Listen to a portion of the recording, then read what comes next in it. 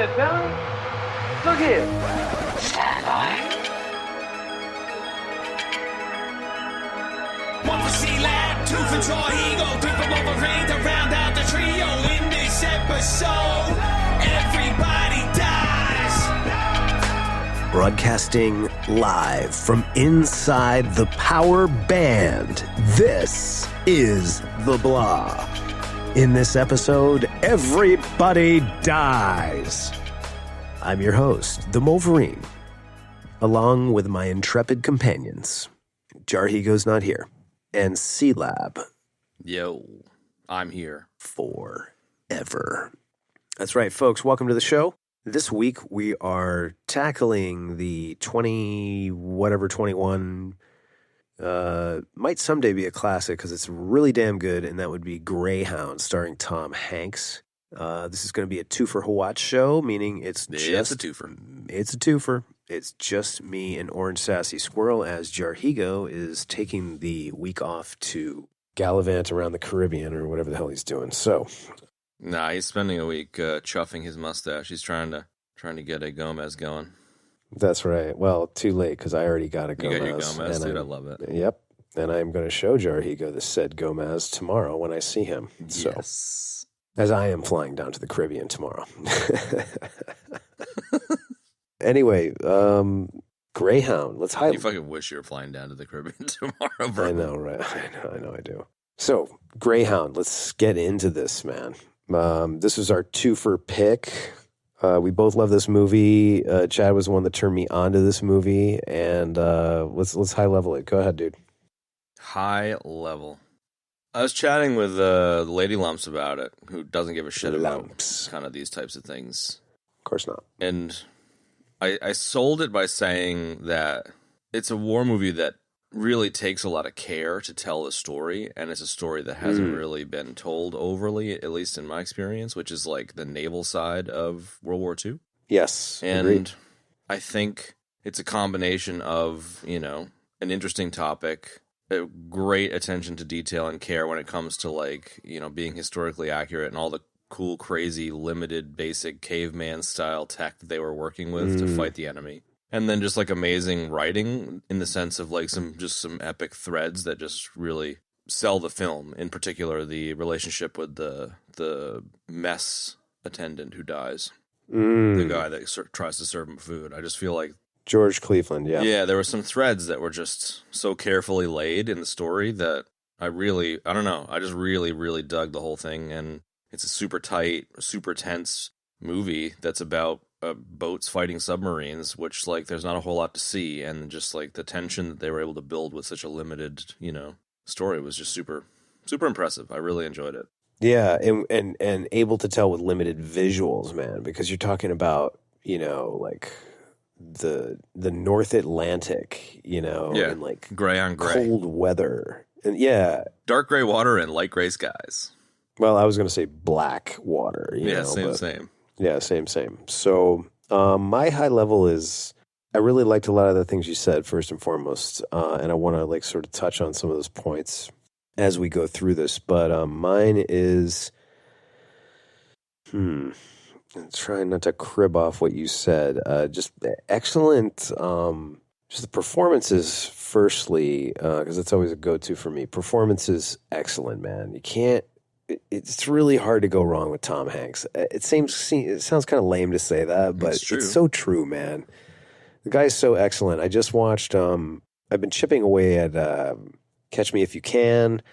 I watched The Terminal recently. I watch Cloud Atlas every couple months because I just love that story, and he's just so good. So Tom Hanks with sidekick Stephen Graham, I mean, that's a lot of acting muscle right there. And then they got this crew of these other actors, a lot of unfamiliar faces, man, but excellent music, excellent visuals, excellent, man, and really like what you said. How they were able to tell this story, of something where you're not really able to see a lot of what's happening. So, really, really excellent, man. This is a tip-top film, and I absolutely love it. I could watch it anytime. I was planning on watching it twice. I ended up only getting through 1.5, and I was pissed that I didn't get to finish it. So I'll leave it at that for now. That was your second and half of your third viewing, correct? That would be, no, probably total, since you first gave it to me, 4, Okay, 4.5, 5. Not the first, anyways. Yeah. Oh, no, definitely not the first. No. Most definitely not. Yeah, leading up to the show, you know, it was just kind of like I proposed Greyhound as a twofer, and then, I don't know, I just was like, I don't really want to watch this. But maybe it was less about I didn't want to watch it and more like I saw some shit about another movie and I was like, I want to watch that instead. But as soon as I fired this thing up, I was like, fuck, this is good stuff. So, yeah, you know, I was obviously misguided in that. And I don't know. I think, as you said, the writing, you know, the characters and the acting and all that kind of stuff, definitely super solid. And then the care for the setting in terms of like, you know, Tom Hanks and people like Tom Hanks and Steven Spielberg being obsessed with World War II, the World War II era and World War II accuracy. And then it's just the pacing, you know, it's a 50 plus hour, you know, tension fest in the mid-Atlantic that they distill down to 90 minutes. And it just feels super tight. Like there's not a moment of respite, and that's the point. And the food is used as those moments of respite, but then they don't happen, you know? So it's just such a really interesting way to ratchet tension and drive the pace, considering it's like 50 hours at sea, you know? It's just real tight stuff. Let's hang there for a second, because I think that was one of my big, you know, like I just took a quick page of notes as I was kind of going through this last night, and I think one of the big things that jumped out at me was the tension. That's what I wrote. Like it's always there and it's always steady. Like they pulled the cord tight and then to the point of slightly just beginning to stretch for the tension, and they just hold it there for the entire movie until we get to air cover. You know what I mean? Yeah. And they do it so well, man. Again, you know, it's that and the pacing are tied in together. It's really pretty masterful, man. I am not familiar at all with this director. I think Andrew Schneider is his name. I don't know what this guy has done. Yeah, he's only done one other thing that I knew of. It was the movie about a hermit, Robert Duvall as a hermit with Bill Murray. I hadn't seen it, like Sissy Spacek and stuff. I've heard of it, but he's only really ever done that one other thing. And when did that movie come out? It was like 10 years, I think, a gap. Let me look it up. Hang on. Wow. It's almost, I mean, I could see like Tom Hanks being like, it's called Get Low. Okay. Get Low, 2009, Greyhound 2020. That's it. Wow. He's doing a new one now called Bums Rush. That's a large gap. I could see him being in kind of like the directorial kind of wasteland where you just can't get a gig, and then someone with Tom Hanks's clout being like, I like what he does, and I wrote this movie, let's do it, you know, kind of thing. Totally. I could totally see that. That's like a Tom Hanks kind of thing, I think, that he would do. Well, kudos to Andrew Schneider. One of the interesting little nuggets that I read on IMDb was that he created an entire website that was basically a database for the entire cast and crew to reference of, you know, totally. Period-specific, you know, naval things and all different kinds of things to, you know, help people kind of get into it, you know, which I think is super, super cool, man. And, you know, somewhat of a Bible, I guess you could say, you know, that everybody can kind of access. And, you know, that's the kind of thing that clearly worked because, you know, it's super rich, like you said in your opening salvo, attention to detail. And it's there, man. You know, it's like Band of Brothers or Saving Private Ryan, where the attention to detail is so great. You're there, you know, and that is also a testament to great storytelling. Not a surprise at all that this script was written by Tom Hanks. He also wrote That Thing You Do, which I love. I have a copy of that. And that also has really great pacing as well, man. It's very, very engaging, you know, and this is no different, man. Yeah. Not only that, but it's super immersive. Like you are there with them, not in an annoying way either. You know what I mean? Like we talked about that with like fighting scenes and stuff like that over the course of these many episodes that we've done. But like this is like you're so in it. You're just there. And that's what's so great about it is that it's so utterly immersive and engaging, man, that you're just you're there seeing it all and feeling it all. You know, really from his point of view too, for pretty much the entirety of the story. You know. Yeah, I saw like he did an interview on Colbert. I looked like it was during the pandemic, which is a bit of a different thing with how this thing came out on Apple. But he did a thing with Colbert where he was saying the studio watched it and they were like, "Oh yeah," like I think Sony was the studio before Apple bought it, and they were like, "Yeah, we like it, but like, It's great. Yeah. you know, it's hard to understand what's going on. Can you just like add some more stuff, some more like verbal tension?" And he's just like, "What? Like say out loud, you know, we're on a ship and there are submarines going to try and sink our ship," like to make it clear what the fuck's going on. And he's just like, "Yeah, no, we're not doing that." And it reminded me a lot of like David Simon and The Wire, and you know, shows that he's done where like you're just dropped in and they don't give you subtitles, you know, like you have to really pay attention to hear the terminology that's being used, and they're not gonna fucking like mollycoddle you through it. And I really appreciated how you're there in the room with how they shot it via the cinematography, and then you're also there because they're just, you know, shouting out all these naval terms and you got to keep up, and you just really feel like you literally are there. Which is really, I really enjoy that, and I mean it's not unlike much of the spirit of this show here. You know, it's like you're not assuming that people are stupid. You know what I mean? Exactly. And that they need hand holding. You know, it's like people are smart and people can figure it out, you know, and it's like they will. Yeah.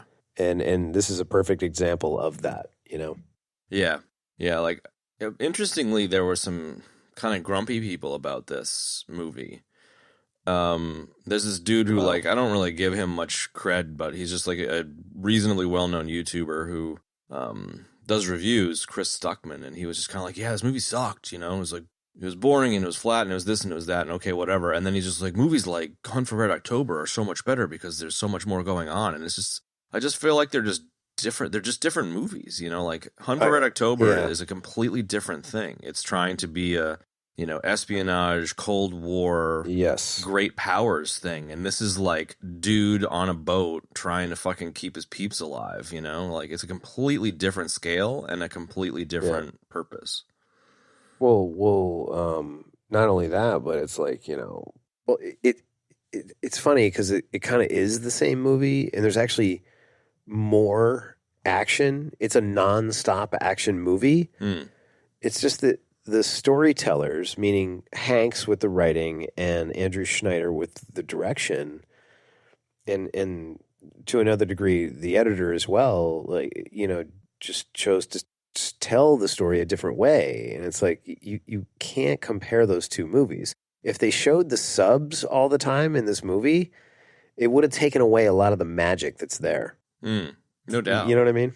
Because the subs they chose to treat the U-boats as almost as predatory animals, and I felt like the whale sound kind of sounds that went along with the U-boats was obviously not trying to make it so that the whales are predators, but it very much was trying to make them like animals hunting them. And I thought that was kind of cool. It was very like Predator-esque, or like those types of movies of like a power is hunting you and you got to survive, you know? Yeah. I really dug that element of it. Yeah, me too. You know, and again, like, you know, it kind of goes back to that Hitchcockian notion, you know, that, you know, Shyamalan was really big on that too, and it worked really well for him as well. It's so amazing to me how people really just see like your utter failures more than your successes sometimes. Like with Shyamalan, M. Night, like dude, he's M. got Night some great Shyamalan. flicks, dude. But you know what? Like, you can, I mean, to just go on like a little cul-de-sac about him for a second, like, you can say whatever you want, but like, you know, the dude tried to do some different stuff. He's made more movies than I have. Exactly. And a lot of people, like, you know, we've, you know, groused about how, you know, Disney, especially, always playing it safe with Star Wars. Got to make, you know, it's got to be fan service. Just make a cool movie. And it's like, this dude just like goes and he tries something, like the weird movie about the trees, you know, and it's just like, it flopped. It's like, so what? So he tried it, you know what I mean? But like all these other things that he did were excellent, man. You know what I mean? And then he came back and did, you know, Glass or whatever, and it was like, it was great.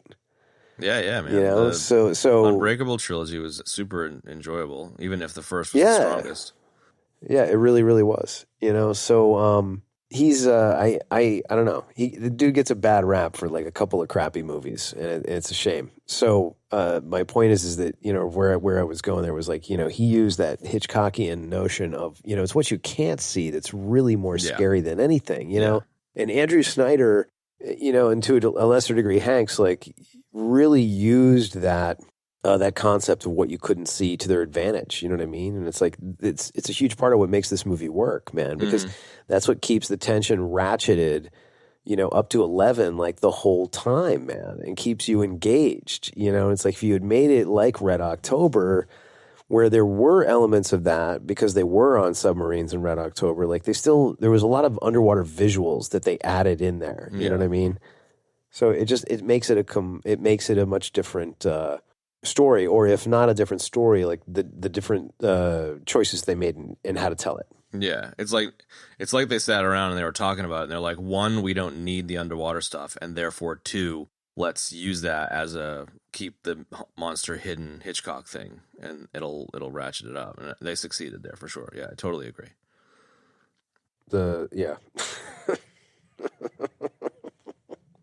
Well said. In the tension space, it reminded me, in kind of like two sides of a coin to Dunkirk, where I remember seeing this thing that we've talked about a little bit on the show, but there's this thing called the Shepherd tone, which is like it's kind of like an optical illusion, but it's an auditory illusion, where it's like the way these tones are generated, it sounds like the thing's constantly rising and rising and rising and rising, even though it's not. And so Nolan used that in the sound, in the soundtrack / score of Dunkirk. Interesting. And that's how, like, there's really some cool YouTube videos on it.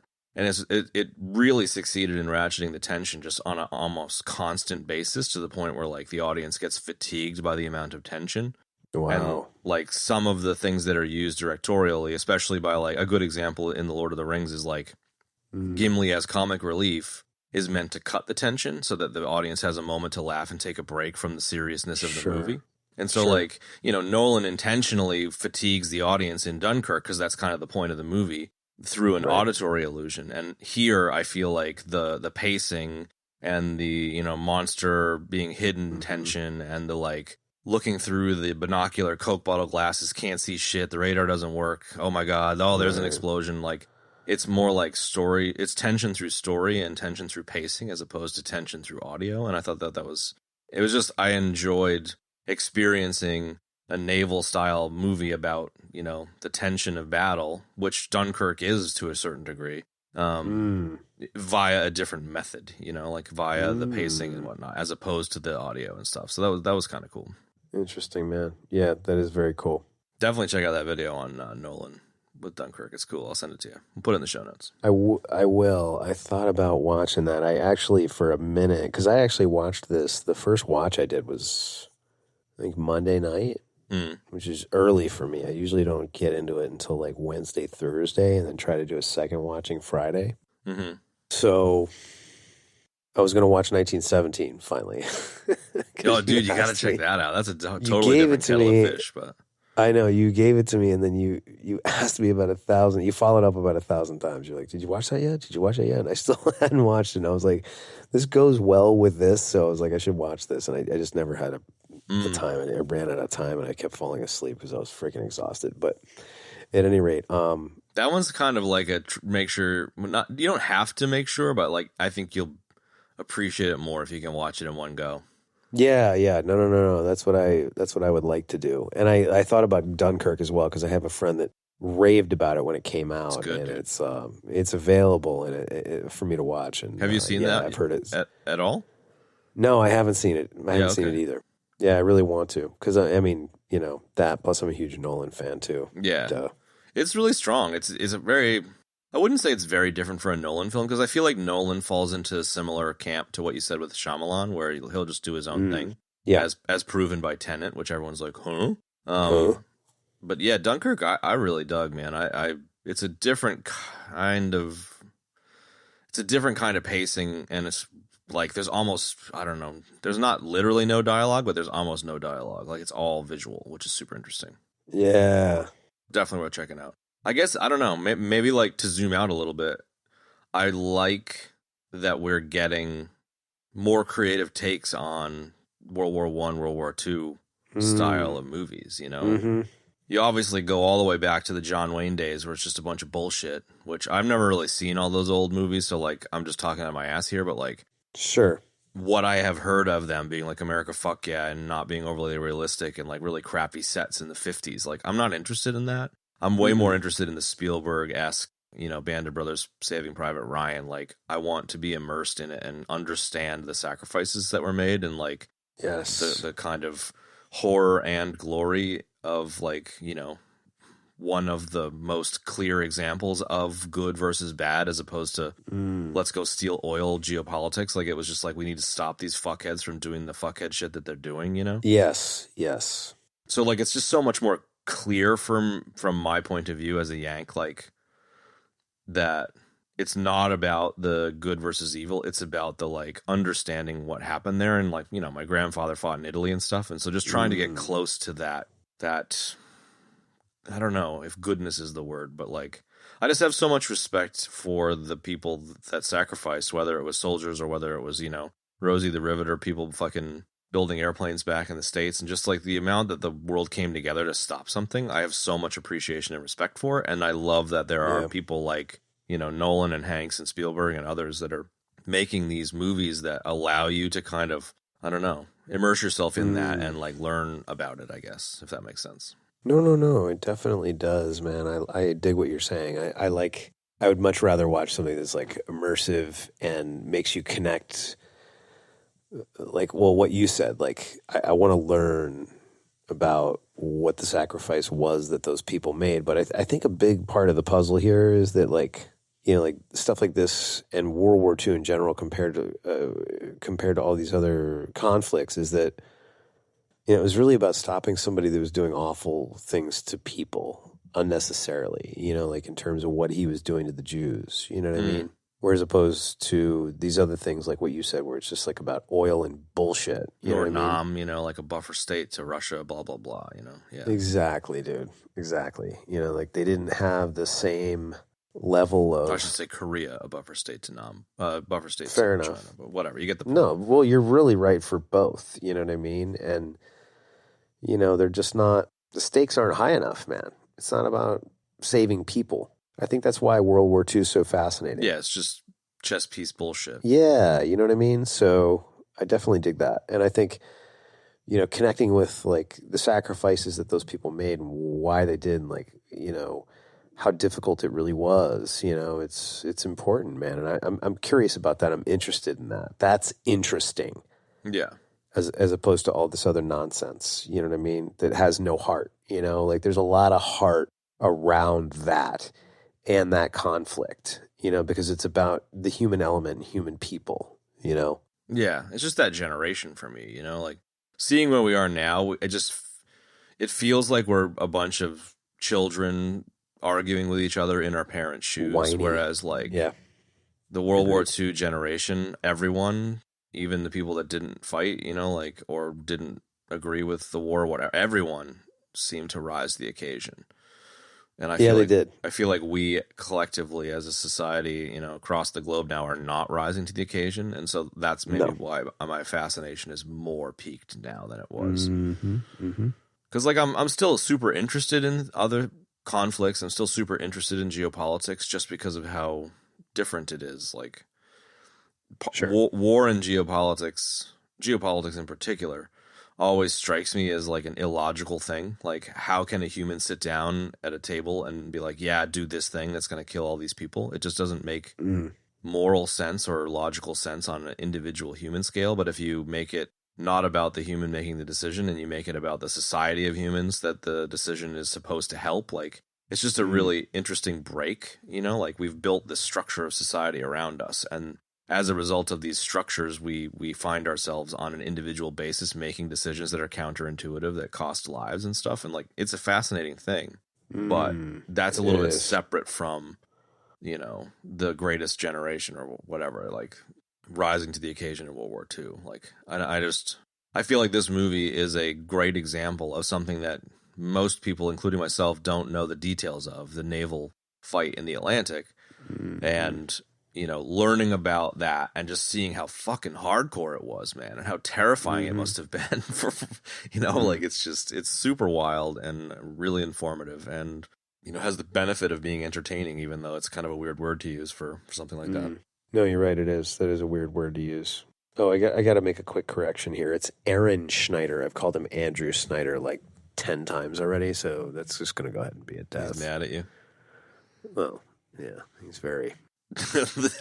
I just happened to be on Aaron Schneider's next movie's IMDb page from when we were talking about it before, and his next movie's called Bum's Rush, and the description is focuses on the relationship between Anne Hathaway's bootmaker and a stray dog named Bum, voiced by Bill Murray, who find themselves at a serious crossroads. It's like, what the fuck? Wow, that's quite a departure from this, dude, for sure. Love it. I mean, hey man, based on this movie, I'll check it out, but I don't know if a talking dog voiced by Bill Murray and a bootmaker sounds really good. Yeah, I'm all set with that. No, we should do it on the show. Yeah, sure. Let's do that. We should actually do that. It'd be good. It'd be like it could be in like the Velocipastor category. Yeah, we'll do it after Avatar fucking Waterbender or whatever the fuck it's gonna be. Right, and right. Well, we got to get we got to squeeze in some important things here, like Velocipastor, Avatar 2, the search for cock, search for water, the search for Spock in the water. Totally. Yeah, the search for money. I was trying to hone in on a couple of things you said in your last barrage there. And then I talked about a talking dog. And then you talked about the dog, and I got too sidetracked. I think, yeah, nope, can't remember. Next item. I get back on the geopolitical bullshit. Like, yeah, go. David Simon. I know I keep talking about David Simon, but like, I think that the Wire and Generation Kill are super educational about those spaces. So like The Wire, I still think it's the best TV show in the history of TV because it's just like you're just immersed in a world that you probably don't have any awareness of and learn so much as a result. And Generation Kill, which is probably closer to this movie, is the opening of the Second Iraq War. It's the first first 2 or 3 days of the Second Iraq War with Skarsgård, and super great and very immersive, and you learn a lot about the foibles of the Second Iraq War. And so I think like this is similar. This is like you learn about a new subject, or I was learning about a subject, Atlantic naval warfare, that I had no real depth on. I was aware of it, but didn't have any depth of awareness. And this was like a super great 90-minute kind of education on it, while also being a good movie. Yeah, it's a bit of a crash course, which is kind of cool. And the crash course nature, like, it's the draw. Because this could have been a 6-hour documentary on the Atlantic conflict. But instead, it was a 90-minute crash course via fictional cinema, which is like, I was way more in the mood for a 90-minute action-y thriller than I was for, like a Ken Burns documentary or something like that. Agree with you. And I think it's kind of... I don't know, and kind of using this as a segue into something else, like, could we have handled more than 90 minutes? It's like, it feels longer than 90 minutes because you're so immersed in it, and it that draws out the sense of time, I think, and then it's like I get done, and every time I look at the timeline in it, I'm like, my God, dude, this is only an hour and a half. I mean, it just feels like it goes on and on and on. Yeah, I remember looking at the timeline on the video. I was just like, fuck, man, this is like, we got to be halfway through, and it was a third of the way, It was 30 minutes, and it felt like way longer. Yeah, I know. It does. It's interesting and cool how that is. I wonder if it's just like, it just sucks you in to the point where time kind of melts away or something. But well, I don't know. I think that I mean, that's another really interesting point. Like, you're... I think anytime you, this is like, You know, that whole like they take this concept and they expound upon it in Star Trek Penic Insurrection, right? The whole idea of like being in a moment and slowing it down to the point of like everything's literally moving in slow motion. And that's how those people were able to, part of how those people were able to have that like longevity, you know, and being living like, you know, for hundreds of years and that whole thing. You know, it's like that, the same idea, man. You know, it's like when you get sucked into something and there's so much detail there and you're so immersed in the detail and immersed in the story, time slows down. The perception in the brain is that time slows down. So I think it's a credit to the film and the writing and the way that the story is told, you know, that it is so immersive that it does in fact feel like it's slowed down. And you really feel like you're in a 2.5 hour movie instead of an hour and a half movie. Yeah. Yeah, it definitely felt that way, for sure. And then another really cool thing about that is that they're telling so much story in that hour and a half that you don't, in fact, need a 2.5 hour film or dragger to tell the story, man. Like it's so adequately told within that time frame, you know? Yeah. I feel like it's two things. I feel like one, if there was another sequence, like another morning or night of battle, it might have gotten a bit too much. Yeah. Maybe not, but like there was a lot of stuff going on, a lot of action. And then two, the movie is based on a book, and the book is 13 watches, so it's like 52 hours of, you know, elapsed time. And that's what we get. We get the 50 hours. We get 50 hours in 90 minutes, which like that's tight as fuck, you know? It is tight as fuck. And I didn't notice it on my first watching, and you probably did on your subsequent watchings, but like the way that they pace even the, you know, action sequences themselves, like one of the opening action sequences, in fact, I think it's the opening action sequence. They're like, you know, we found a sub on the radar or sonar or whatever, and it's like 15 miles out. And then like 5 seconds later, they're like 10 miles out. And it's like, it didn't move 5 miles in 10 seconds. Like that would have been like, you know, 10 minutes of elapsed time in actual, you know, doing it, but they cut it so that it's super tight and it feels like it's coming fast. It would have probably, the whole battle would have probably been like, I don't know, 30 or 40 minutes for the sailors on the boat, but it's like 60 seconds for the audience, which I think like viewers, the fact that they were able to seamlessly kind of chop out the boring bits is where those 50 hours disappeared. And it's just like kudos for that, for sure. It was very cool, dude. Very cool. I didn't realize. Sorry, I was just looking at the map because I didn't realize that Poland had. you just ejected on a 2-man podcast. Yeah, I know. I was waiting for that to happen and for you to. And what here your it comment is. was going to be. Here it is. Here it is. Hi, folks. my name's C-Lab. This is my solo cast. This is my Twofer Hawat show. All right. This is where I monologue, and I have no one to steamroll. I'm very sad. I know, right? Because if you steamroll me, then it's over. That's it. All right. So anyway, because this is definitely show related, not my usual flights of fancy. You know, like watching some fucking old Jimmy Kimmel or something.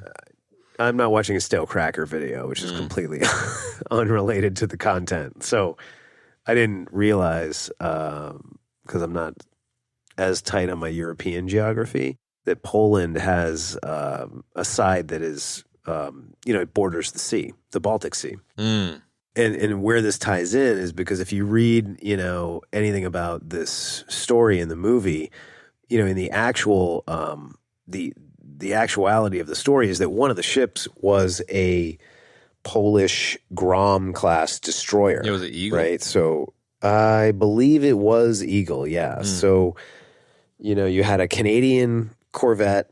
We had a British Tar. I think tribal. Yeah, it was an MG. It's a British Tar. It Tar. was an MG with the British yeah, Tar. It was Tar, not car. Oh, I thought you said a British car. Yeah. Okay, that's another death. Wow. So you had the Canadian corvette, and then you had the British Tar,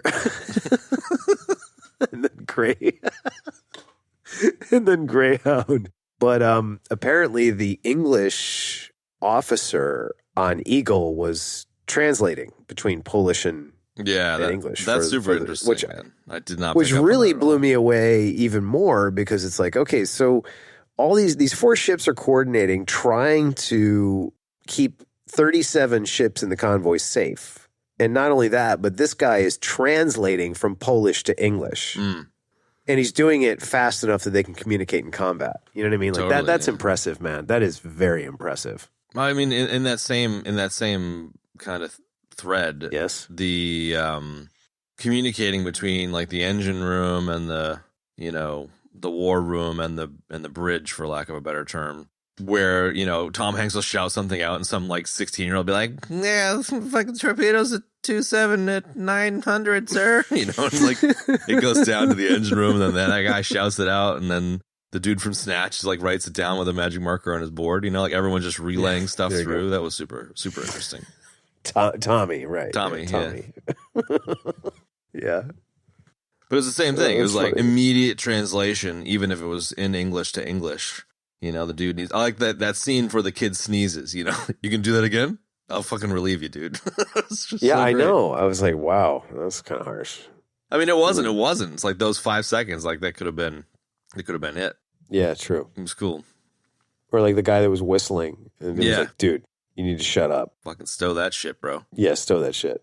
Maybe that's a good segue into the tech, because like I love the idea of, and like again, this is such a fucking armchair general thing to say, but like Okay. just the idea of manual, non-guided weaponry and like very analog tech that's not overly sophisticated. Like some dude with headphones has like the shittiest sonar in the world.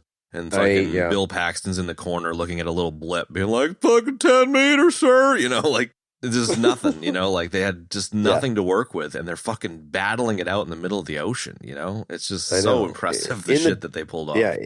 Well, they were like, it was funny because like in the dark, they're in the dark in the daytime and in the nighttime Yeah. because it's just so like difficult, But I think again, this circles back to and ties in with the World War II stuff, right? Because it's there's a lot of heart there. Like I completely agree with you 100%. There was an analog element to that era that required human innovation and human ingenuity and creativity to overcome and figure out new ways to use the technology at the time to make it work to their advantage so that they could win in various situations. Yeah.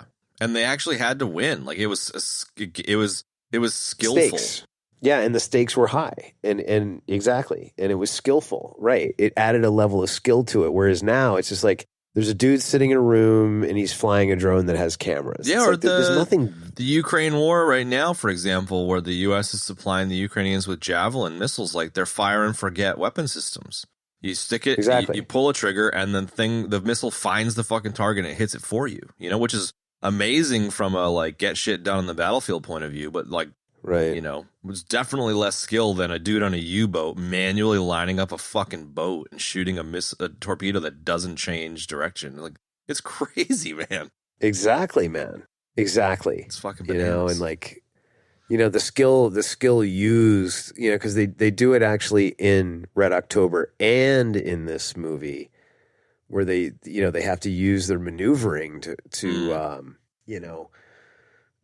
sort of thwart the torpedoes, and in both films, well, not so much in this one. In this one, like they turn such that the torpedo just kind of like it glances off. It kind of glances off, exactly. And in Red October, they purposely turn into the torpedo before it can the firing solution can activate, right?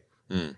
And it just makes it just kills it like dead in the water. You know what I mean? So it's completely non-effective. Which to what we were saying a minute ago, the Red October bit where there is the need for a firing solution is right. A technology that is able to do some stuff on its own, as opposed to just the pure manual nature of this movie. Yes, exactly.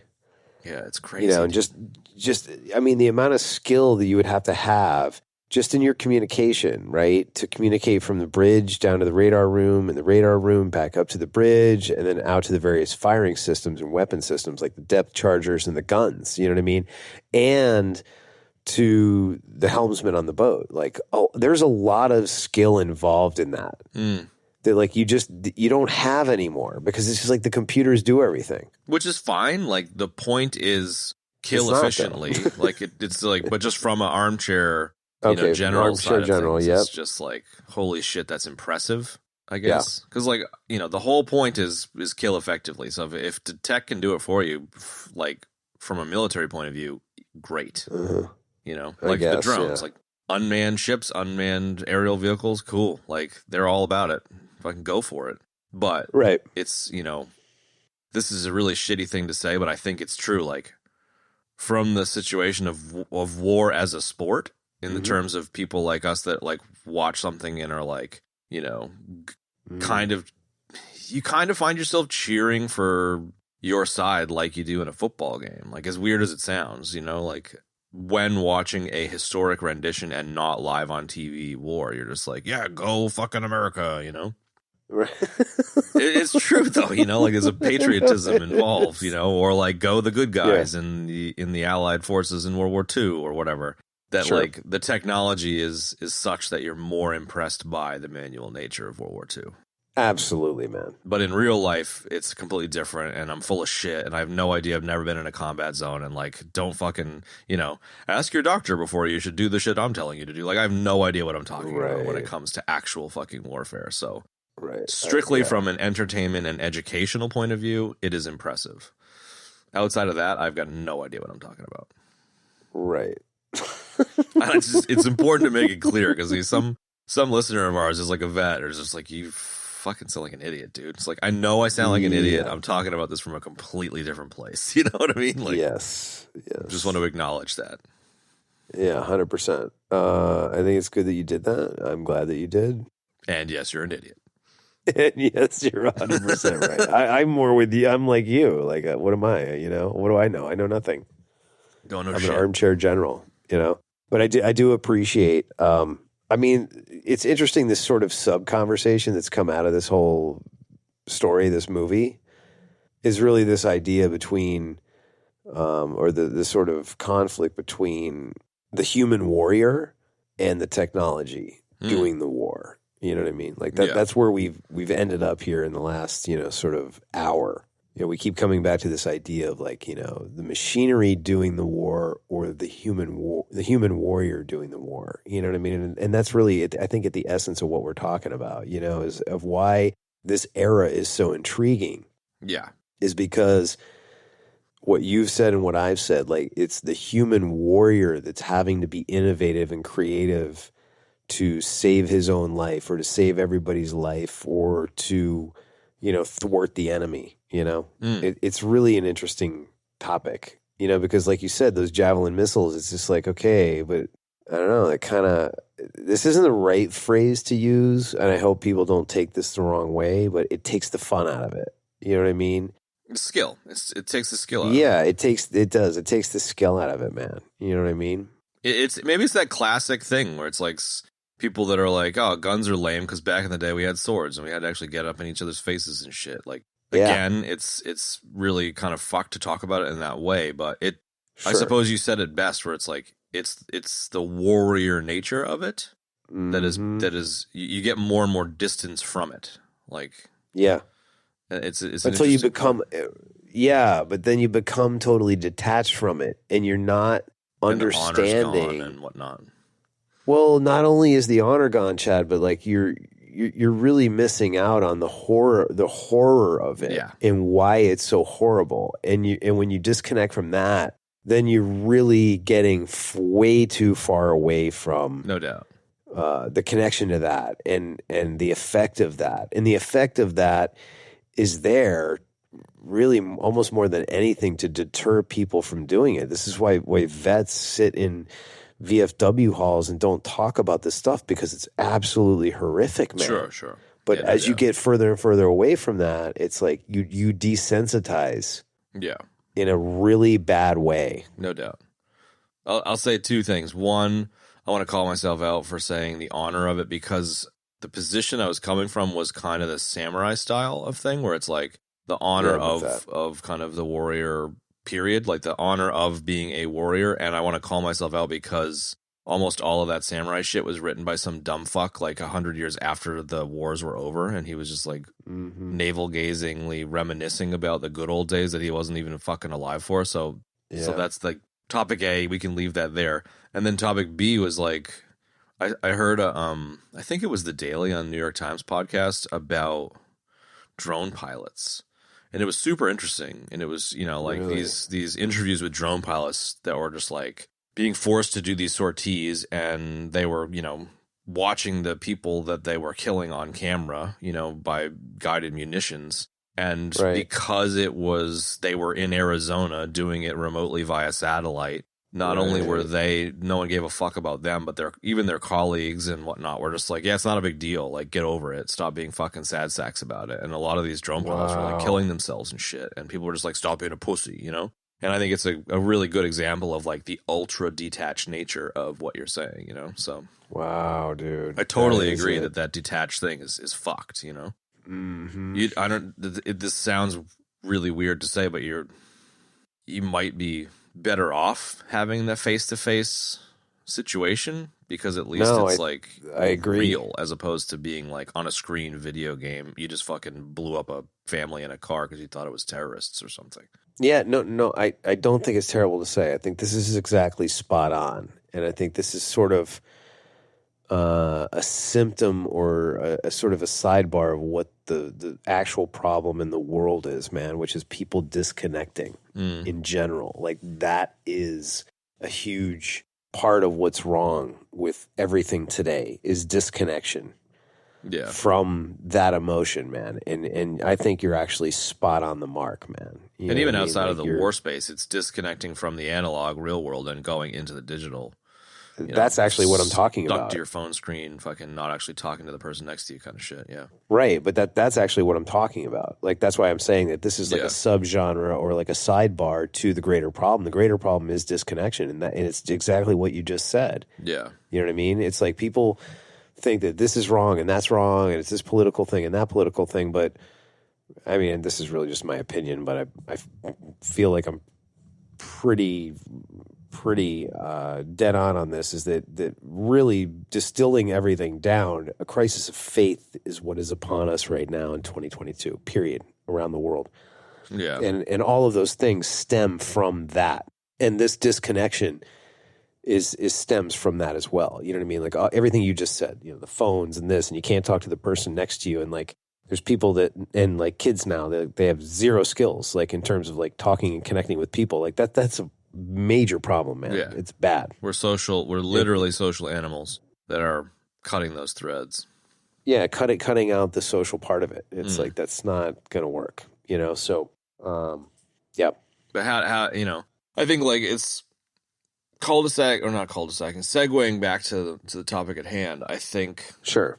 Like, we went down a bit of a cul-de-sac there, fine, cool. And then coming back to that, you know, the skill thing, I think I remember seeing something on the Pacific Front where it was like shit was not going well in the island hopping Pacific Front, which is a few years later than this movie takes place. Sure. And there was a technological breakthrough. There was like a technology breakthrough with boat tech. Okay. And then there was a technology breakthrough with airplane tech, where, you know, what we're at, this movie, this story exists because of the limited range of airplanes. Yes. Which is like the whole point of the movie, which is clear to anyone with eyes that watches it, is like, you know, 36 hours to air cover. Like, the reason that these people are in danger is because of a limitation of air, you know, range. And a few years later, I think in 43, a different plane came out that closed the gap, and there was 100% air cover in the Atlantic. Yeah, wow. And so, like, this period that this movie takes place in was only like a 2 or 3 year period where that tech was limiting and they were in that danger. And then later on, that got fixed by innovation. Wow. And same in the Pacific Front. So that's super interesting too, where it's just like, one, it's about skilled use of analog tech, and two, there is so much innovation going on that it's constantly closing these loopholes, and the dynamics of the first mechanized war is constantly in flux, which is super fascinating too. Wow, yeah. Well said. Wow. That's a nice comment. Yeah, that is interesting. And It's also interesting whenever technology makes an advance, and then all of a sudden this huge problem that you had, like it just immediately evaporates. But then something else inevitably pops up. Right. Exactly. All right, so let's switch gears and sort of talk about the really kind of the locus of the movie, which is Captain Krause, Tom Hanks. Really interesting character. Super stoic. Yeah, very interesting character. Go ahead. What did you say? Stoic? Yeah, super stoic. Like, just like, I don't know, for whatever reason, especially on the second watching, he was just... What? He was like so clearly the foundation of that ship. And even though it was his first actual contact with the enemy, he was a well-seasoned, naval officer on a boat full of kids mostly. And I really enjoyed just how, like, I don't know, in control he presented himself as in control on such a constant basis that it would garner nothing but respect from his crew. And then, like, how that kind of paired off with the fact that he seemed in control, but you could kind of tell that he was just, like, holding on for dear life. He's just like, I just got to keep fucking focusing and trying to get us out of this, So it was a combination of, like, him being super strong as a leader and him being, like, having a tiger by the tail. And I just thought it was so well told. Like, all of that was so well shown through just little subtle things here and there, as opposed to just beating you over the head with how much of a badass he was. I just really appreciated the character. Thank God. Yeah, right. I would say I don't think stoic is quite right, because stoic generally means a lack of showing of emotion. If he's stoic, it's because he has to be. Yes. When he's in command, but like there's plenty of times when we get to see that heart, and that, and that this is a guy who is deeply spiritual, man. You know what I mean? He's devout in his belief in God. I mean, the film basically opens on him praying at his bed, and we get to see him pray a couple more times. And then when he's talking to the medical officer and asking him about Cleveland and, preparing the funeral and stuff like that, you can see it's subtle, but he does, show that emotion. And he does show a couple of the lines that he has, the comments that he makes, show that that sort of, I don't know if pious is the right word, but, pious Father Captain person Desoya. that he... Yeah, he does have that vibe a bit. What, a Captain Desoya vibe? Yeah, like I had heart, think I think if you took Desoya and you turned the religion down to like 5 or 6, that's Captain Krause. Yeah, you feeling me? Yeah, totally. And I don't know. I think that's more what I feel like. I think that there is that stoic quality, but it's reserved for certain times. But it's we still get to for see leadership moments. Yeah, like it's like exactly. And I'm putting on the suit of captain, and it is stoic, But like the real him peeks through. Totally, I agree. Yeah, absolutely. We get to see him peek through. When he's go fetch my coat, go fetch my slippers, my gloves. Like there's lots of little moments in there where we get the glimpses of that, and I think that's the killer combination of the character. Actually, yeah. What makes him, you're behind him and you're with him and you're rooting for him the entire time because we get just enough of his humanity and his spirituality that it's easy to latch onto. Yeah.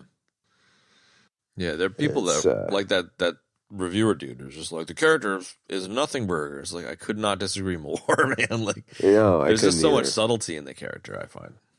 Yeah, that guy needs to go watch more movies, dude. I mean, he actually generally has his finger on the pulse. Like, maybe he just isn't into this kind of flavor. Like, maybe it's like the World War II obsession and or other stuff got us psyched up, because he usually knows what's up. But right. It was just interesting that someone who generally gets it right got it wrong, and like, cool, fine, we're all allowed to be wrong. Sure. But I feel like as lame as it sounds, it is kind of a holy trinity where there's like the stoic captain kind of thing, the religion thing, and then the like tiger by the tail thing. Like it's those three things in combination. You know, like him trying to hold on to the situation that is just like almost constantly out of control. Like he's constantly trying to control this like hyper complex, what is it, 37 ships plus 4 destroyers plus 6 U-boats. Like that's an awful lot of fucking variability. You know what I mean? That's a lot of management right in the there, open dude. seas with shitty technology. Like fucking kudos to you, bro. That's a management masterclass. That's a logistics masterclass. No right doubt. there, Like it's just Absolutely, super man. interesting. And even just some of the subtle stuff, like the dude who comes in and he's just like, you know, permission to take the depth charges out from the quarters, sir. You know, Crew it's like, quarters, yep, granted. yeah. And then there's just like all these little things like that happen throughout. Yeah. You know?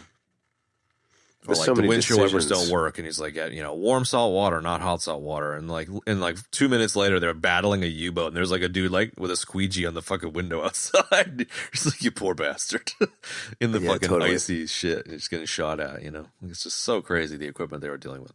But anyways, we're not. Yeah, talking about that. really.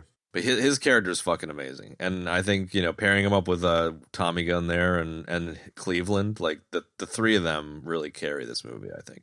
I agree, man. I don't know. There's just something about that George Cleveland relationship, man. Oh man, I'm telling you, it makes the movie. It really does, and it's so small, and it's a great example of what excellent writing and two great actors can do. You know, and I don't even know who was the actor that played Cleveland. I recognized him. I couldn't. I had a look at his. I had a look at his name's Rob Morgan. I had a look at his IMDb, and I could have swore I've seen him in other stuff, but hang on.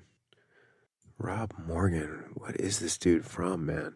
He's in the Punisher TV series. Maybe I saw that. Hang on. Oh, snap! Oh my God! You know what we know him from? What? He's the chief. He becomes the new chief of police in Stranger Things, dude. Oh, no fucking shit! All right, there Yeah, you go. I just scrolled down and because I just finished watching that. Oh man, that makes so much sense. Right? Yeah. Okay, he's awesome, man. Yeah, the United States versus Billie Holiday, a movie that I haven't seen, but it's like come across my attention a few times. Yeah, right. The new chief that took over from Hopper. Yeah, okay, that makes sense. He's Ooh, awesome. He was, he's just yeah, he so, was also like, in the. He was also in This Is Us, which is which one's that? Actually a really good series. I don't know what it was on, but it was playing on Hulu, and my other half was watching it. And I ended up watching a bunch of episodes of it. It was really well done. But he also played a particular character in the Jessica Jones, Iron Fist, and the Punisher. Yeah, right.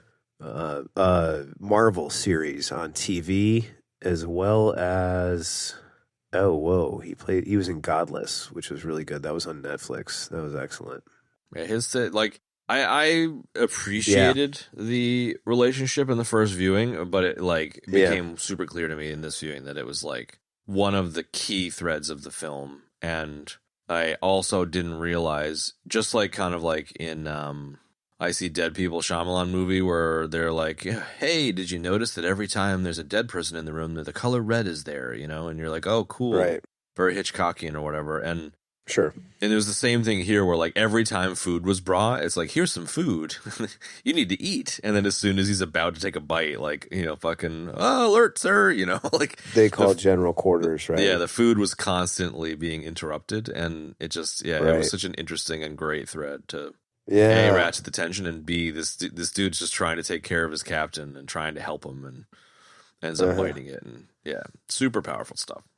And it also really kind of, I think it's like the centerpiece or the linchpin of the human element in this movie, man. Yeah, you well know, said, I mean, it's like the whole movie is, if you really pull back and you're not an idiot and you can kind of like, you know, not focus on like blowing up the subs, like the human element is in your face as the core of the movie, because it's like you're trying to keep all these human beings alive, right? But on the smaller scale, inside the ship, that is like the centerpiece of the human element in this movie, and I think I agree with you 1,000%. It's just excellent, man. You know, and when he tells him, when the doc tells him that he's dead, it's like, I was like, wow.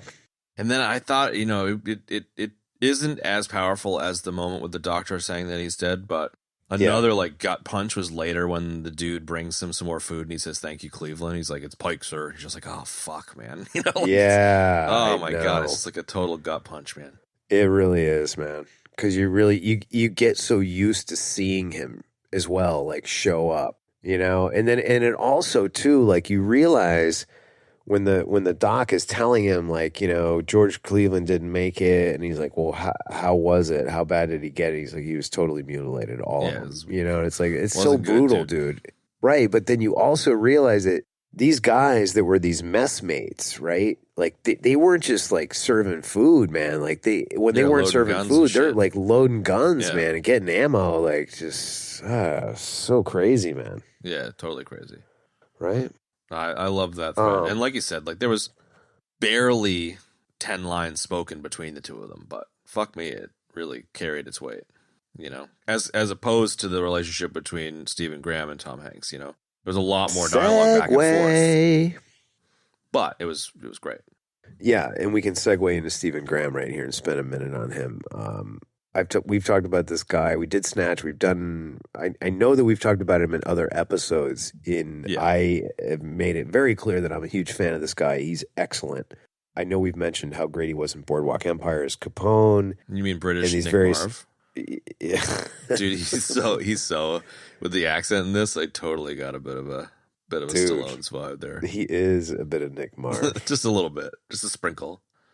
It might be more than a sprinkle, my man. But he's excellent. This is, I want to say, a smaller role. It's not. It is. It's not quite, and I mean that in the sense that, like, he doesn't have the human element and the human connection that Captain Krause and George Cleveland have going on. You know what I mean? Like, he's connected to the captain, and he's like the second in command and all that. And there's some great stuff there. And he does an excellent job of playing somebody that's in command. Mm-hmm. You know what I mean? Yeah, totally. So while it may not be as dynamic as Captain Krause, and it may not have the heart as the Krause, as much heart as the Krause and Cleveland relationship, you know, like he's just excellent as always. You know, even, you know, he's just a rock. You know what I mean? He's a total rock. And he worked with Hanks and Spielberg in Band of Brothers. He's got a great little part there too. Yep. So similar kind of vibe. Yeah, absolutely. I have to watch Band of Brothers now, dude. I'm just like, yeah, man. After watching this, I'm just like, I gotta watch that, dude. Yeah, and same with Dunkirk and maybe 1917 to a lesser degree. But I would definitely check out Dunkirk before Band of Brothers, just because of how it just ties in such a nice way. Like it's just such a it's another example of an interesting piece of World War II history that is naval in kind of operation. That just there's some just super interesting boat stuff and some super interesting World War II lore there that you kind of just, I don't know, you don't really hear about it, at least in America. It's not much of an American historical moment. I'm sure it's probably much more taught in schools in England or whatever, but sure. But it's a couple of hours. It's a Nolan movie versus the 10 hours you got to suck into to get stuck into Band of Brothers, which is obviously worth it. I've watched it fucking 4 or 5 times. All right, so rank them in order of what I should do. Should I watch? I think you should watch Dunkirk ASAP. Then 1917. Okay. And then I would probably, if you're on the World War II tip, I'd probably do Band of Brothers, and then I'd do 1917 because 1917 is a World War I. Like it's different. It's a different thing. I think 1917 would follow Band of Brothers really well because Band of Brothers is so infantry focused. Okay, yeah. That it almost is like an 8-hour segue into 1917, which is just like hyper infantry focused. An 8-hour segue. It kind of is though, because I love that. Because Band of Brothers starts with Currahee and kind of the training, and then goes all the way through the Eagle's Nest and kind of Easy Company. And then 1917 is 2 fucking dudes. It's 2 infantrymen operating in a theater. So it kind of fits in that way. All right, I'm with it. Okay, all right. I'll watch Dunkirk first, and then, and then 17, and then Band of Brothers. No, Dunkirk, sorry, then Band of Brothers, and 17. Oops. All right. Okay, so that's enough on Stephen Graham. You good with that? You want to? I think we got to give him a little bit more love. I liked that they kind of spoke to each other in Bible verse a little bit.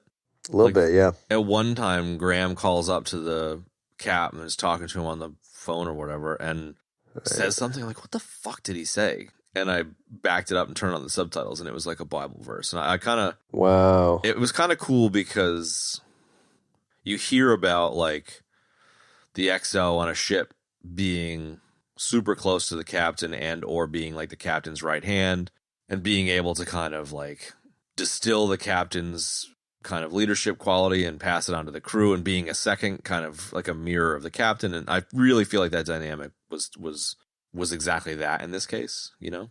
They're like the two actual, you know, older dudes on a crew full of fucking 17, 18-year-olds. Kids. Everyone's Total doe-eyed kids. 17-year-old with limited experience. And they're the two dudes that are like, we'll get you guys through this. And that's not actually what happened, but like that's what it felt like a little bit.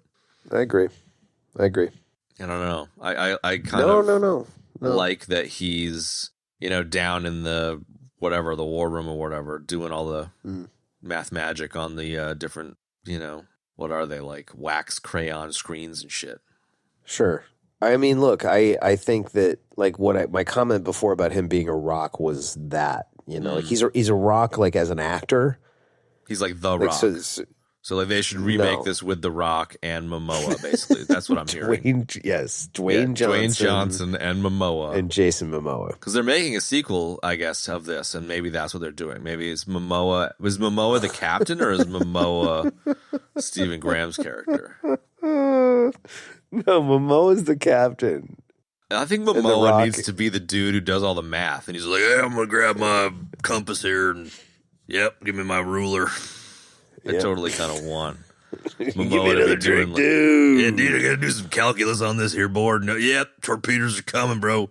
Watch out. Yo, I got a tat of a ruler on my arm, dude. I don't need one.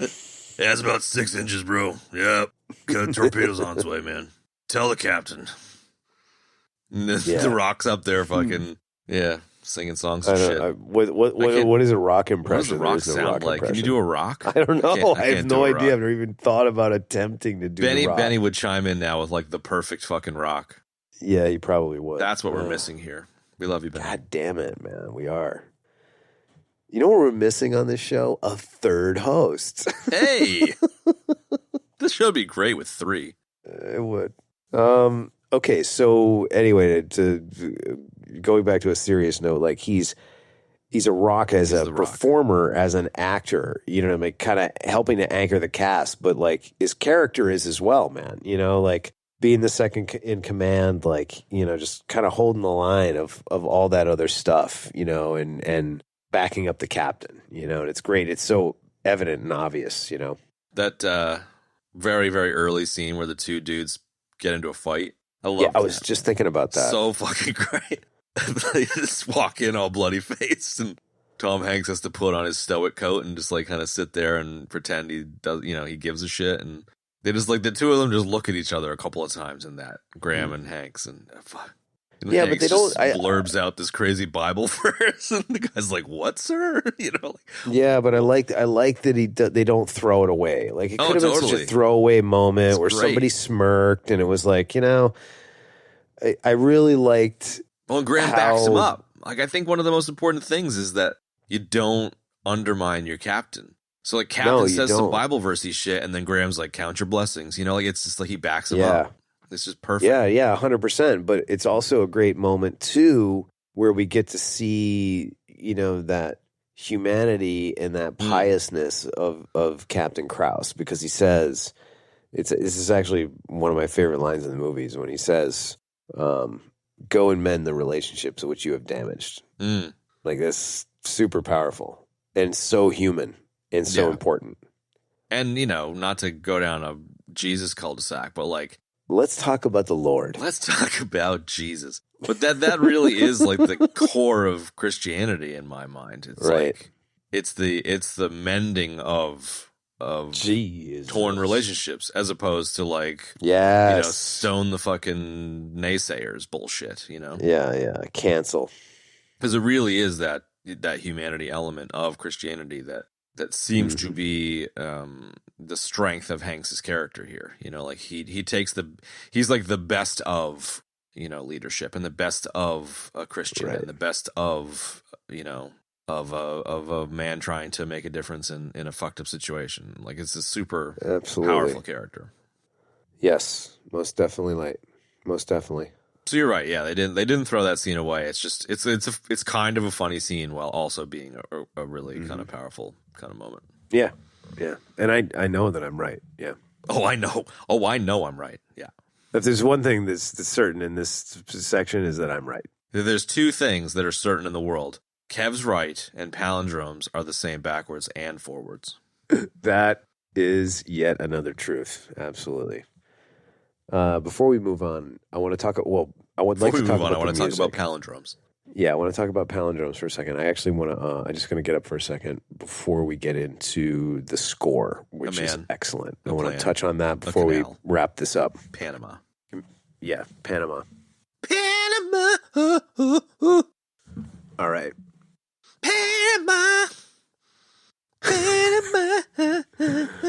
Oh God! In our recent trend of having songs that sort of infect every episode, I think we found one for this one. That's the one. If there is one song that's just exudes World War II, it's Panama. It's Panama by Van Halen.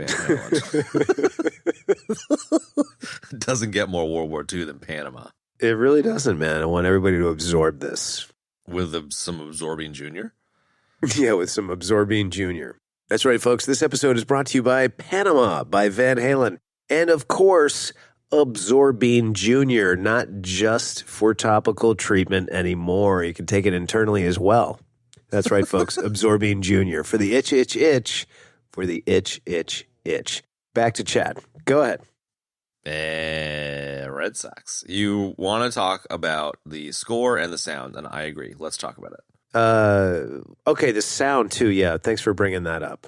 Thanks. It totally wasn't preordained. We definitely didn't plan. Well, no. I was thinking score, but I didn't really think about the sound design, and it should be talked about because it's also excellent. Mm-hmm. Because there's so many elements here. You know, like in a war movie, it's great to hear the you know, explosions and guns and all that stuff, and it's very exciting too. But you know, I think now that we're older and more mature and we can appreciate different things about films, like it's important to, you know, really recognize and bring to the attention the other things that really add so many great layers, you know, like just hearing the constant sound of that ocean, man, you know, is really powerful, dude. So we always have that auditory cue, that auditory reminder during the course of this film, which is great because it reminds you of where they are, which is the Black Pit, which is the Atlantic, and it's cold, you know, and it's like certain death if you fall in that water, man. Yeah, man. So it's great to always not only see, you know, because we get a great visual of how powerful the water is that they're trying to navigate through, but we also get the sound of it, you know, and you know, of course, all the explosions and the depth charges and the guns are fantastic. I mean, all of the sound work there is great, but like that in particular, and the communication, you know, between the various different escort ships is just it's just great, man. The whole thing, yeah, really, really great sound design. Yeah, no doubt. I don't really have much to add. I totally agree. Yeah, I feel like it fits in that kind of Benny space of sometimes it's so good you don't notice it, and I didn't really notice the sound as much. I definitely noticed the score. I agree. Though. Well, I didn't really think about it a whole lot until you just brought it up. Like I was like, okay, let's talk about the score, but you know, the sound design is really important, and I agree with you. It's like Ben has, you know, mentioned before, and me too. Like it's so good you don't notice it. You know, it's like Go ahead. No, you got it. It's helping to get you immersed in the story. Yeah. You know what I mean? And you're not even realizing how it's doing that. You know what I mean? I think that's really key and really important. Yeah, for sure. And as I mentioned earlier, the sound that really just was a home run for me was the mechanical squealing kind of whale sound that they had with the U-boats. Like, it's such a weird choice, and it was just so good. Yeah, really, really interesting, man. That's sort of somewhere between the sound design and the music Kind and of the is, score, yeah. which is kind of cool in and of itself. But yeah, I really like that too. Is this kind of interesting whining sound? And it Such an kept odd choice. it's funny. It kept reminding me of something all the times that I watched it, and I cannot for the life of me remember what that was right this second. I mean, for me, it was whale sound, obviously, but Yeah, it does have that element, you know. I think it really. I hadn't considered the Hitchcock monster thing that we were talking about earlier at all, and I think it really ties into that, though. I think it's like, if the U-boats are the unseen monster, then don't show them often and have kind of a monster-esque kind of horror-y scare, jump scare kind of thing. And like the squeal kind of has that monster element to it, which, yeah, I hadn't considered, and I think there might be something there. Yeah, you're right. That is it, because they're always playing that when they're showing the wolf pack. Like, just think of like the alien, squeals in the Aliens movies, Mm-hmm. It kind of has somewhat that kind of a vibe. Mm-hmm. Like, it doesn't, but it kind of does. Absolutely.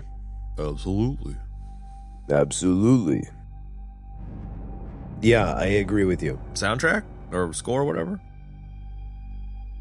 Score, just, I mean, between the squealing whale thing and just the music, It's kind of traditional, but I dug it. Like, it was very kind of Band of Brothers-y and kind of Saving Private Ryan-y a bit.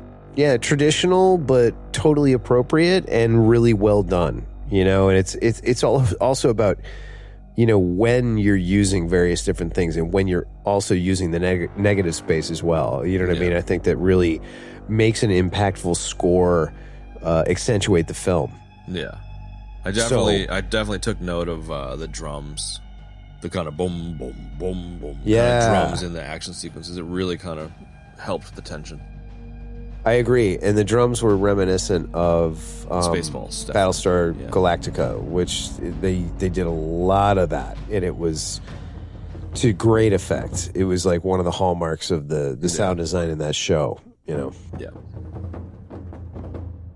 So that's it. I think Void Which Binds missed the Spaceballs joke there, but I was picturing the Spaceball dude with the giant drums in the final sequence there for a moment. That end sequence is so funny, dude. It is.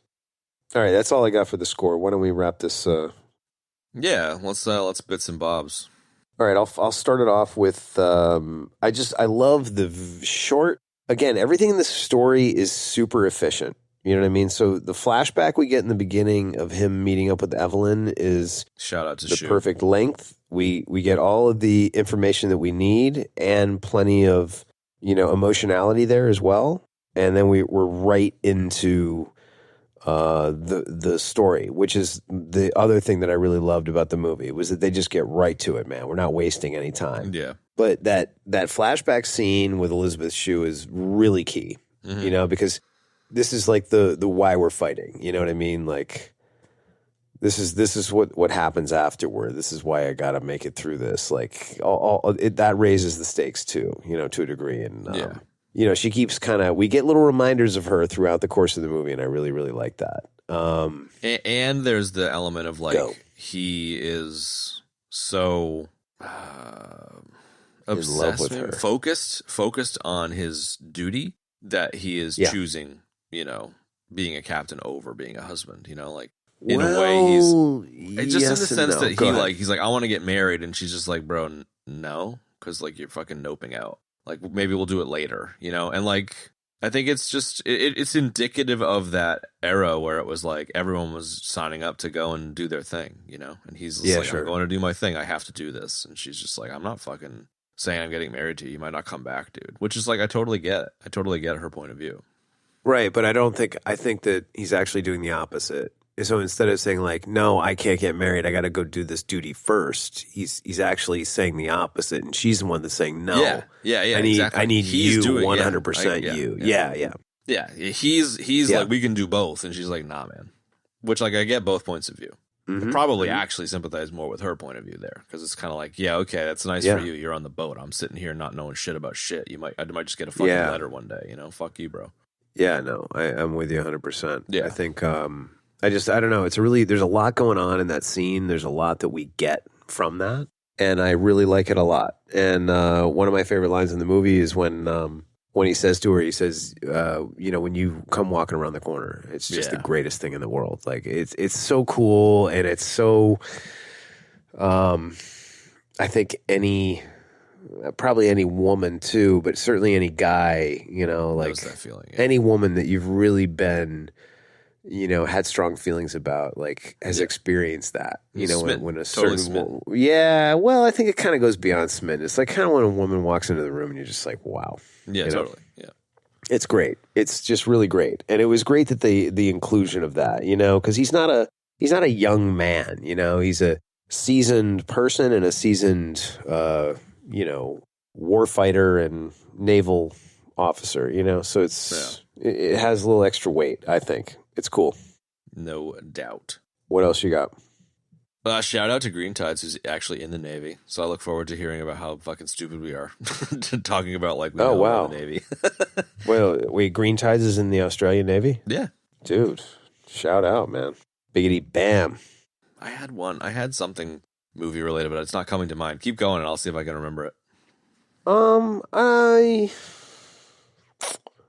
else? Those are the main things. I think, I don't know, there was something about the funeral. I call it the fast funeral. Yeah, that was powerful. It really stuck out. It was kind of like necessity in that they needed to keep like the ship is like free and light as they could. You know what I mean? But at the same time, like those people needed a proper burial and they didn't really have the time. Like they had to get back to like the task at hand. They got attacked at the end of it. Yeah. Yeah, exactly. So there's a lot of interesting elements about that. And it was great that they took the time to, recognize those people and burying them at sea right then and there, especially, and again, that's like sort of the goodbye in the end of George Cleveland. So, and he gets stuck a moment there, which I'm curious if it was on purpose or not, like in terms of filming. Yeah. And it was just such a moment where like Hanks is like tense because he wants to pay respects. And then it's like, fuck, it's not going well. And then he falls out of the boat or whatever. And it's like, okay. And then they get attacked. Like it's like whiplash of emotions there. And the 21 gun salute kind of thing or whatever. Mm-hmm. Really powerful, man. Yeah, no. It really, really was. I found myself actually on the second viewing kind of a bit sad about the burial at sea thing where it's like, they're like, we don't have room for the bodies. We need to bury them at sea. And it's like, those are just, people whose remains don't go back to their families, which like that's pretty fucking heavy duty, man. Yeah, it really is. It's pretty crazy. So there's really a lot in there. There's a lot in that scene. I agree.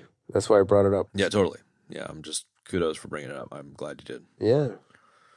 Right on. What else you got for bits and bobs? I remember one of the things I wanted to talk about was they sank the first U-boat in the opening kind of sequence. And, Hanks is obviously like, he is quite, stoic captain in that moment of triumph. And then that one kid is like, he's strong and decisive. He's like 50 less crowds, sir. And then Hanks is like 50 souls. That was really a great moment. I agree. That is a great moment. Nice call. Nice pick. I'll give a shout out to the battles. They were all different and they were all interesting. A lot of really cool, interesting tactics. Like multiple times we get the U-boats end up being way too close for the guns to come to bear, just made for some really interesting dynamics in the battles, Yeah, totally. Yeah, it was great battles, man. Yeah, really, really great. What else? I think, general shout out to the cast, because it was, I don't know how many of these other actors did other stuff. I'm not familiar with basically any of them other than, Hanks and Graham and George Cleveland. Rob Morgan, who played Cleveland. Mm-hmm. And obviously Momoa and The Rock, but the rest of these dudes did an awesome job, and it was kind of a no-name cast, and it really made it feel like a real boat, with all these kids. I agree. I really, I dug it. I like that too, man. I agree. Nuggets? Don't have any. There was a couple of interesting ones out there. Maybe the one nugget I'll chuck in here is Sony was delaying the shit out of this to the point where Apple ended up paying a reported $70 million for it, and it was released streaming versus in theaters, which was a bummer for Hanks. And Totally. I don't know. I'm glad I got to see it. I'm glad they didn't shit can it like they shit can Batgirl or whatever the fuck went on the last couple I of years. know. I don't really get that either. Yeah. But it was good. Yeah, we don't get to see Keaton as Batman because they literally deleted the movie off of the servers and the directors don't have access to the movie that they made, which is a very shitty thing to do. Yeah. I was looking forward to seeing Keaton as Batman again. I know, me too. It's fucking stupid. That's been batted around for quite a little while. Dad joke death. Just interesting. The only other real kind of nuggets was just I was just curious about like where they filmed this. It was like they did a little filming in Baton Rouge, and then it was a little bit in Halifax and Montreal. Just kind of interesting. Yeah, totally. There was a little weird nerdgasm cinematography podcast clip on YouTube of like the cinematographer this talking to some other nerd, and they had some photos of the lighting setup for the hydraulic boat set. So they had like the bridge on hydraulics up in the air in a giant soundstage, and then they had these huge. They used white screen, not green screen, and it was these huge white muslin horseshoe shaped, like 150-foot tall white muslin that they would light from behind. And so they'd like have lights at the lower end that were like ocean colored and lights at the upper end that were sky colored, and they could change to be like sunset colors. Or it really sounded like a proto trope of the volume in Mandalorian, where you can like project the background and it doesn't fuck the lighting up on Mando's reflective helmet, Right. which is, I suppose, technically a Star Wars death. And Yep, it is. they kind of had a similar vibe here, where I think they had an interesting creative lighting setup that allowed for them to do a lot of the shooting and make it seem real on the bridge, which was kind of cool. Wow, very cool. Very technical too. Nice technical nug. Yeah, technical nug, bruh. Which is also technically a bruh death. Yeah, oh dude, that is a bro death. Double bro death. And we also got it's also a Calvin Klein CK1 death. What's a CK1 death? When it's you and I dying at the same time. Oh, CK, I get it. Huh. Right? As opposed to a BK, Big King, Home of the Whopper death, which is me and Benny dying at the same time. And an MDK, murder, death, kill, death is when all three of us die. Yeah. That's exactly right, yeah. Bros for life. Okay, so deaths. I managed to sneak some in under the wire there, hey? You really did, dude, because you had nothing. I had Aaron, not Andrew Schneider. You ejected in a two-man podcast. I know, I did. That was pretty amazing. I ejected, but I gotta say, to my credit, it was an ejection that was actually. Yeah, don't justify it. Well, I'm gonna justify it because it was about the content of the show, as opposed to my usual ejections lately that have not been. As opposed to so I ejected on. Clips. Fair enough. So I ejected on Poland, and then I also had when you made the British tar joke, I thought you said car, which was a death.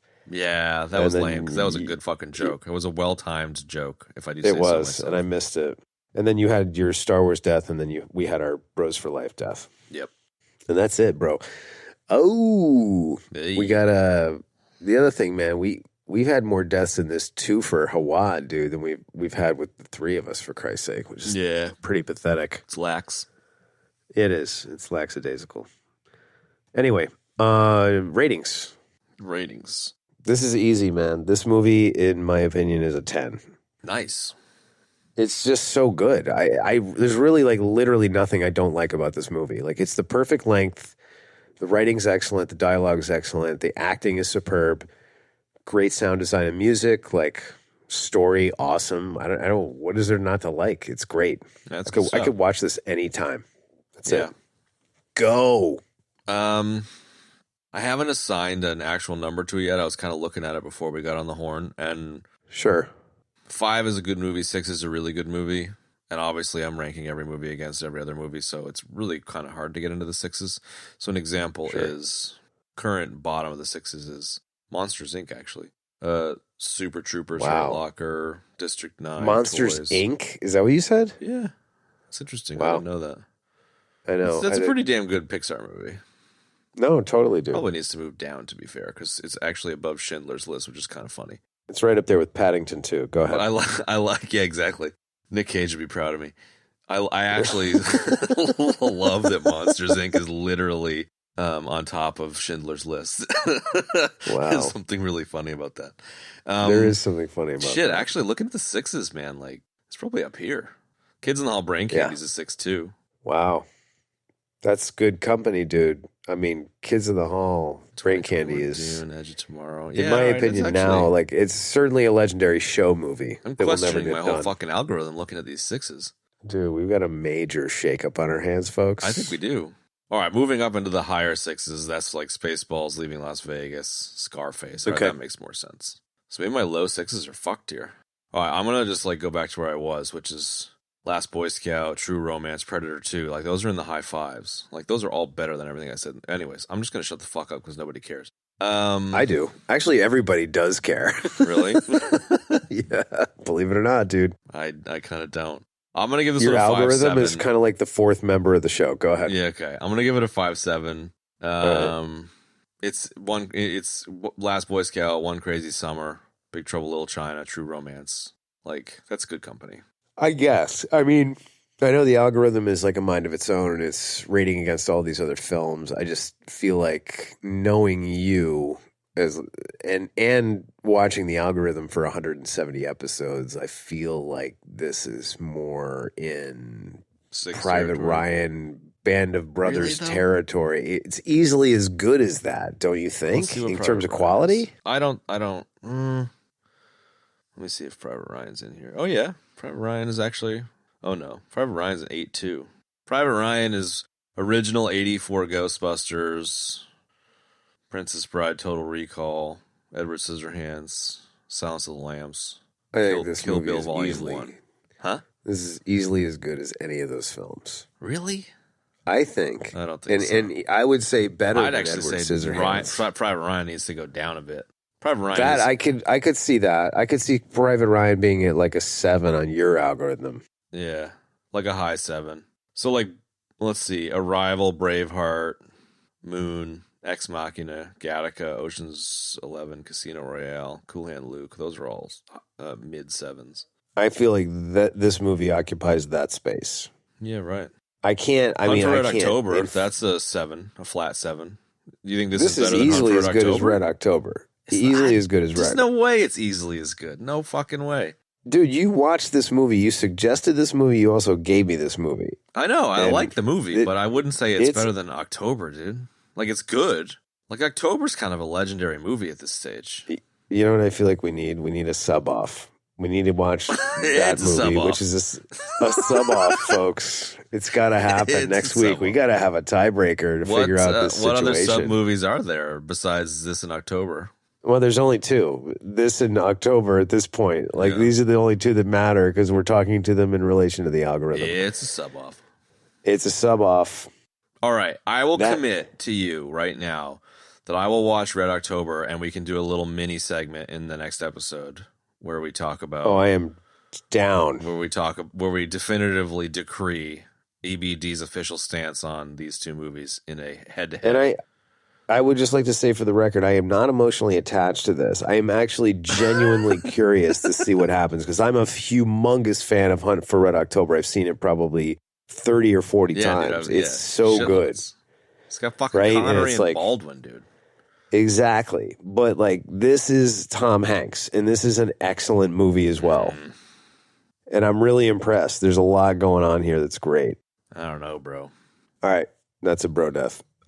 We got a very special episode coming up next time. And that's going to be, Scott Glenn, James Earl fucking Jones, Tim Curry, dude, it's got Fred, Sam fucking Neal, what's his name? Fred Thompson's in it, dude. We got diplomatic Jeffrey immunity Jones. guy. Stellan Right? Skarsgård. Like, come on, bro. Totally, Fred man. Thompson. I don't need it. You don't need to convince me You of don't need to anything. read off The movie's, IMDb. the movie's excellent. You don't need to sell me on it. I know it's excellent. What I'm trying to figure out now Greyhound is Hunt for October's little brother. Greyhound is Casey Affleck, dude. He's pretty good. I think But Casey's he's a no better Batman. actor. I think he's no I think Ben Batman is- costume fucking cheeseburger eating Ben Affleck. Fair enough, but I don't know. Casey's actually probably the better actor of the 2 of them. He probably is. Anyway, we will settle this question. Now we got to watch all the next Casey and Ben episode. Affleck movies and rank those. Dude, I might watch Hunt for Red October tonight. No, you can't. You don't cross the streams, dude. You got to watch Dunkirk. Oh, you're right, Dunkirk. You're right. Okay, all right. I'll stick to the. Dude, I have like way too much content to watch. Well, for now next you week. have to watch Dunkirk, then all of Band of Brothers, then 1917, then Hunt for Red October. By next week, get on that shit.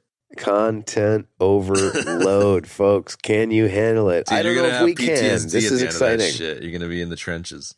You're right. I am. What? Okay. Are we good on that? We decided what I'm watching next week. Tirade.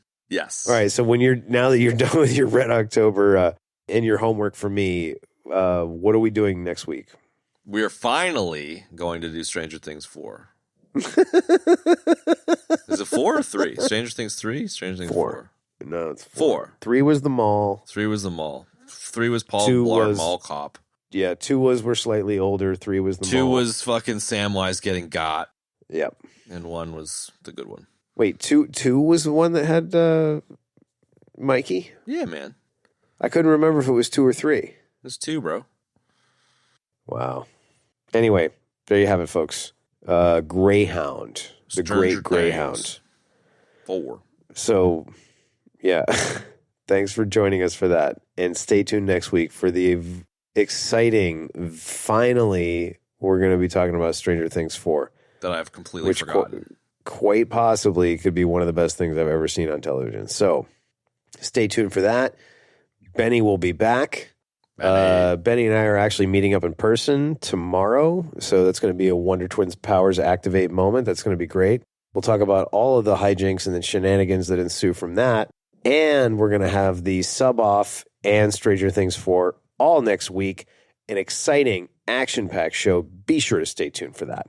And that's it. Goodbye. See ya.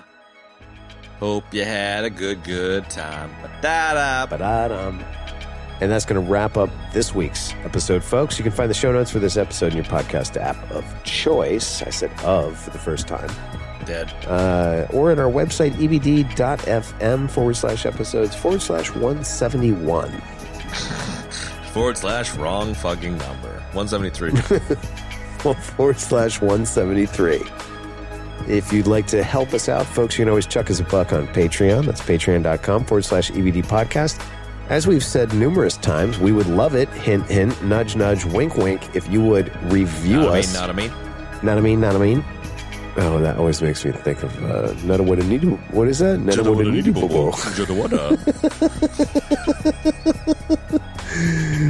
Please rate us and review us, folks, wherever. iTunes, whatever, Stitcher. There's numerous places you can do it. Spotify. Help the show out. Also, tell your friends to check out the show. And then, of course, follow us on social media, the greatest thing ever invented in the history of human beings. We spend most of our time on Instagram. Technology that has driven humanity forward more than anything else. Yeah, social absolutely. Media. Yeah, we also use the handle at EBD Podcast everywhere, so join in on the conversation. And that's it. Next week, we got that exciting show, the sub-off, Stranger Things 4, the return of Jarhigo. And that's it. We'll see you next time, folks. Thanks.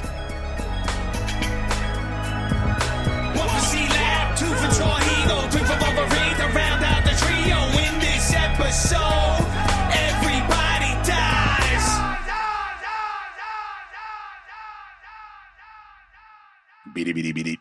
Doohickey.